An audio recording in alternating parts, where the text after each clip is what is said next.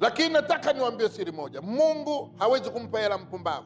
Hiyo tunasoma katika kitabu cha Mithali ile sura ya 17 mstari wa 16.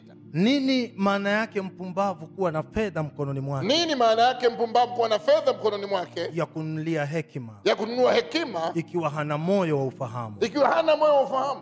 Mungu anazungumza kwamba mtu yoyote ambaye hana moyo wa ufahamu hawezi kuruhusiwa kuwa na pesa. Sasa ili uweze kufanikiwa fedha, lazima uwe na moyo wa ufahamu, na ni Mungu pekee anaweza kukupa huo moyo wa ufahamu.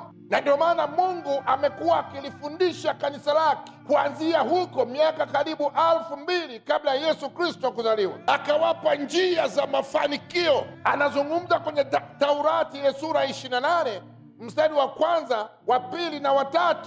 Anazungumza kwa ufasaha zaidi jinsi ambavyo unavyoweza kubarikiwa na kuinuliwa.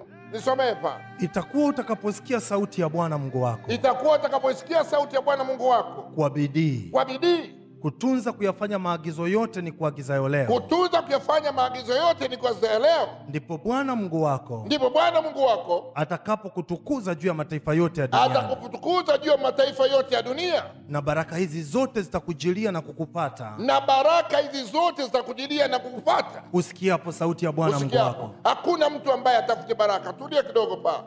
Kila mmoja anataka baraka, na baraka zako zinaweza zikaunganishwa na nguvu ya kiuchumi. Haleluya, amen. Mungu akuzungumza tu kwamba unakwenda kupokea baraka hizi, akaziainisha, akazifafanua zile baraka. Lakini wengi hatutaki ufafanuzi ambao Mungu ameufafanua. Hebu nifafanulie mstari unaoendelea. Utabarikiwa mjini. Utabarikiwa mjini. Utabarikiwa na mashambani. Na mashambani. Ameainisha utabarikiwa mjini na utabarikiwa na mashambani. Yaani utafanya kazi mjini na utafanya kazi mashambani. Mtu mmoja aseme amina. Amina. Endelea tena bwana. Utabarikiwa uzao wa tumbo lako. Uzao wa tumbo lako. Na uzao wa nchi yako. Na uzao wa nchi yako. Na uzao wa nyama wako wa mifugo. Na mifugo yako. Utabarikiwa uingiapo. Utabarikiwa uingiapo. Utabarikiwa na utokapo. Na utokapo. Jina la Bwana libarikiwe. Amen. Anakuambia utabarikiwa uingiapo na utokapo. Ameainisha. Mungu hataki tuishi kama washirikina.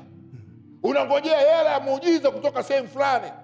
Ameonyesha utabarikiwa shambani, utabarikiwa mjini. Alafu anakuja kwenye mifugo yako, ng'ombe, kondoo, mbuzi. Sema amina. Amina. Anazungumza vile utabarikiwa na uzao wa nini? Wa tumbo lako.